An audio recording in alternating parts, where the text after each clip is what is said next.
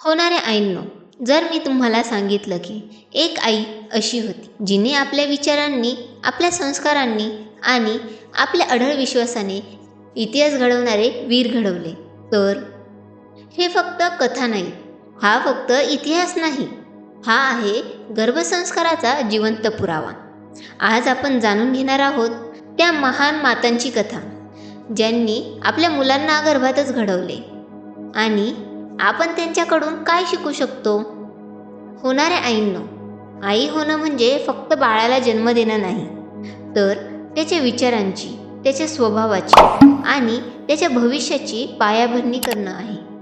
आज आपण अशा काही महान मातांच्या कथा ऐकणार आहोत, ज्या फक्त आई नव्हत्या, त्या संस्कार घडवणाऱ्या शक्ती होत्या.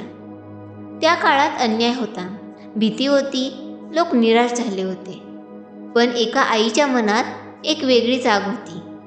ती आई होती जिजामाता. त्यांच्या मनात एक स्वप्न होतं, माझा मुलगा हा अन्यायाविरुद्ध उभा राहील. जेव्हा त्या गर्भवती होत्या, त्या फक्त स्वतःची काळजी घेत नव्हत्या, त्या आपल्या विचारांची काळजी घेत होत्या. त्या रोज शौर्याच्या कथा ऐकत, धैर्याचे विचार करत. त्यांच्या मनात भीती नव्हती, त्यांच्या मनात फक्त धैर्य होतं. आणि हाच विचार गर्भातील बाळापर्यंत पोचत होता. तो बाळ म्हणजे शिवाजी महाराज.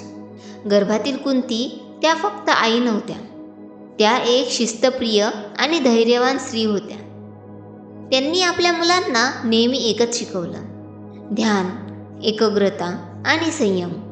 अर्जुन हा फक्त योद्धा नव्हता, तो एकाग्रतेचं जिवंत उदाहरण होता. डोळ्यासमोर फक्त लक्ष.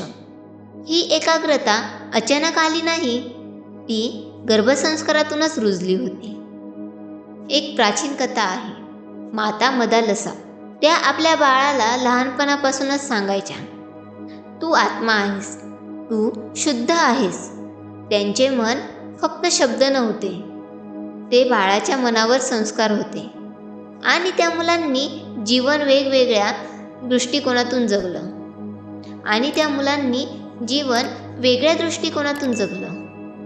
होणाऱ्या आईंनो, या सगळ्या कथा फक्त इतिहास नाहीत, त्या आपल्याला सांगतात, आईचा विचार म्हणजे शक्ती आहे, आईची भावना म्हणजे ऊर्जा आहे, आईचा विश्वास म्हणजे भविष्य आहे.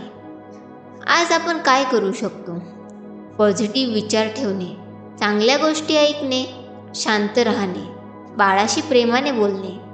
तुम्ही जिजामाता बनू शकत नाही, पण त्यांच्या विचारातून शिकू शकता. लक्षात ठेवा, वीर जन्माला येत नाही, ते घडवले जातात आणि त्यांची सुरुवात गर्भातूनच होते. पण होणाऱ्या आईंनो, आता एक खूप महत्त्वाचा प्रश्न. जर आईच्या मनात भीती असेल किंवा ती सतत तणावात असेल, तर त्या भावनांचा बाळावर काय परिणाम होतो आणि त्या निगेटिव्ह भावनांना पॉझिटिव्हमध्ये कसं बदलायचं? पुढील भागात आपण ह्याबद्दल सविस्तर जाणून घेणार आहोत.